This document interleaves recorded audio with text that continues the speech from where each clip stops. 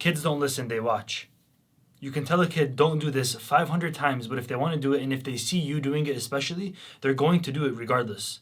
You can tell them a million times over, do not follow my footsteps, I'm doing it wrong. But as long as they see you picking up that cigarette and lighting it up, they're going to start smoking cigarettes. And it's not their fault, it's entirely yours. Everything that the parent does will manifest itself into the child, whether it be good or bad. For an example, if you have anger issues, if you have a drinking problem, if you smoke, if you're on social media for way too long, if you're neglectful to your friends, to your family, and to your children, all of these problems that might not be a big deal to you as far as you think will eventually become who your child is. Those issues will manifest themselves into a brand new newborn human being. And it's going to be way harder to solve those and tackle those once they're 25 and they're like, yo, I'm done talking to you forever. How do you fix that?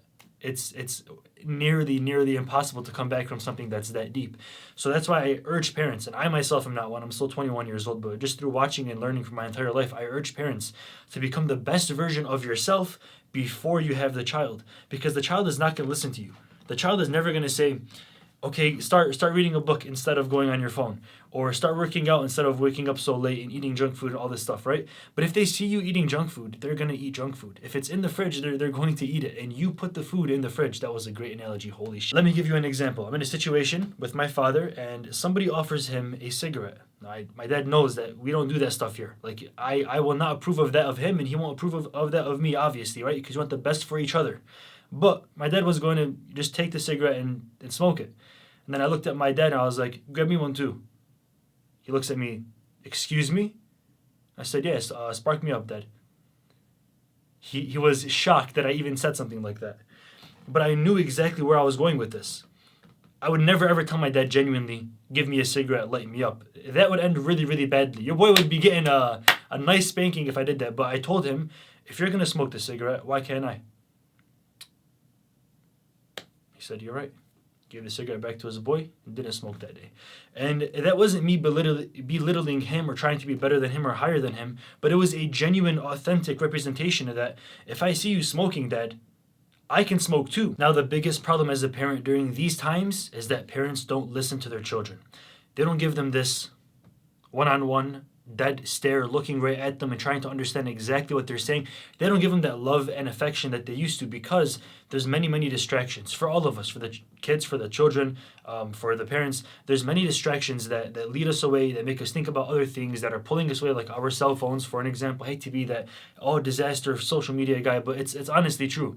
If you keep on getting pinged on your phone, if you keep on getting phone calls or text messages, and your kid's trying to talk to you, whether he be 6 or 7, right, still super young, still whatever he's saying you're probably super not interested in, but then you get a call, you're like, yeah, 1 second, yeah, hello? Dog, you can't do that.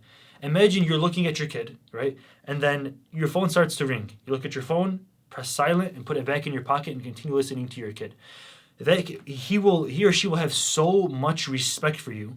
Their confidence will grow immensely, because they know that their father or mother put everything else they had on the side just to hear how their day was at school. But you have to at least tell yourself, I should care, or I should at least try to care, and if not, at least act like I care, because that will damage the kids' self-confidence and self-esteem for as long as they live. And it's going to be really hard to get out of that rut, whether they know it or not.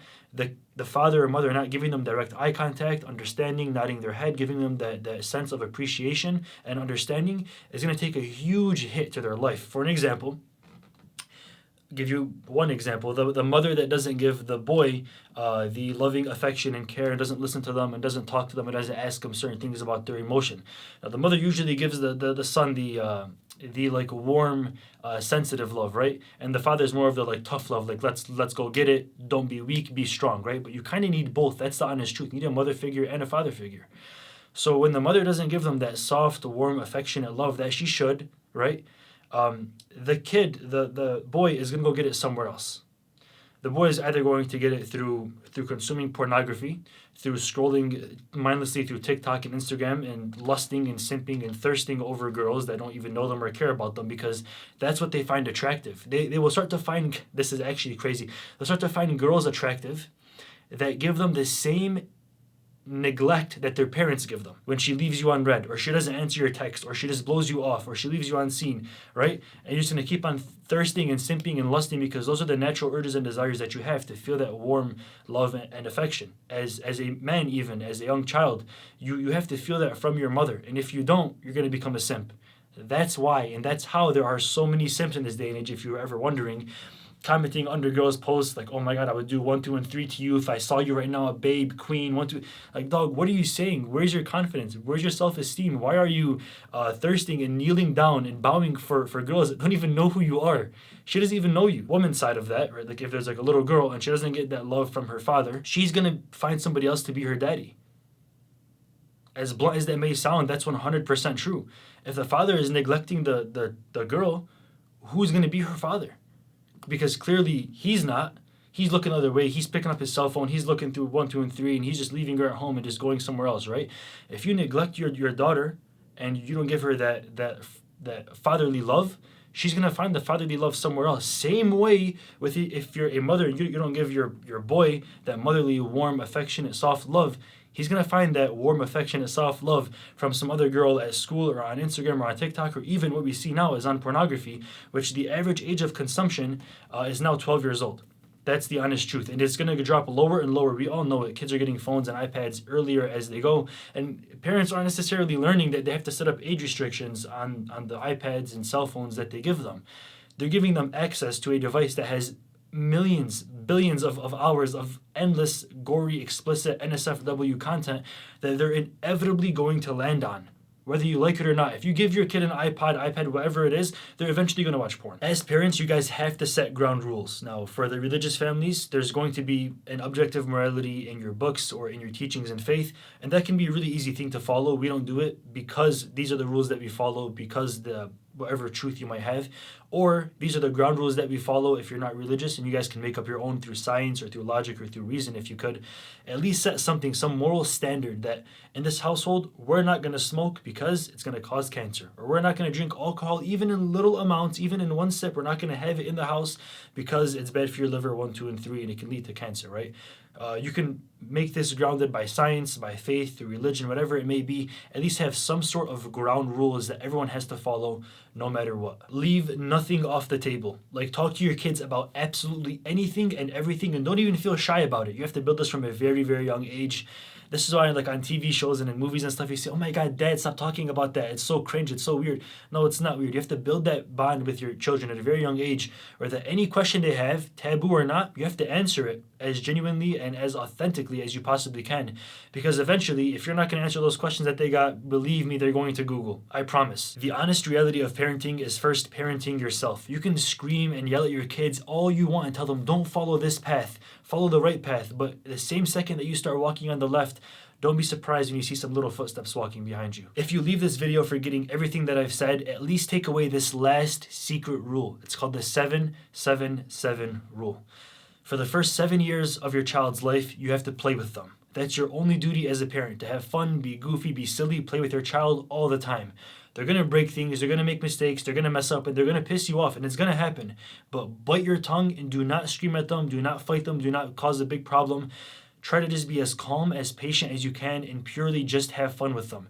They're not in the stage where they can learn yet, and they're not going to understand why you're screaming at this age, this early. So instead, be very gentle, very, very patient, bite your tongue, and do not scream, and instead play with them for the first 7 years of their life. Next is teach them. You have to advise your children from the years 7 to 14 what's right from wrong, set up a good objective moral structure in your household, and teach them that eventually in life you might see somebody doing this, or you might see somebody smoking this or drinking this. We don't do that in this household because of 1, 2, and 3. It's just the wrong choice to take. If you want the best for yourself, this is how you're going to follow life. So advise and teach your child from 7 to 14. Now, from 14 to 21, you're going to be your child's friend. You have to literally just be their friend. Talk to them, teach them, obviously. Ask them how their day was. Leave nothing off the table, no matter how weird, awkward, or taboo it might be. Talk to them genuinely like their best friend in high school would.